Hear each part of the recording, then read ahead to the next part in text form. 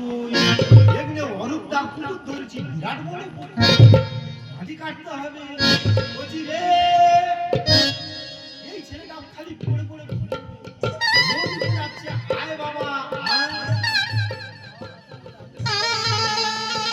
বলছি বলছি সব ওই এখন আসতেছে রোদ উঠে যাচ্ছে তাড়াতাড়ি বলছি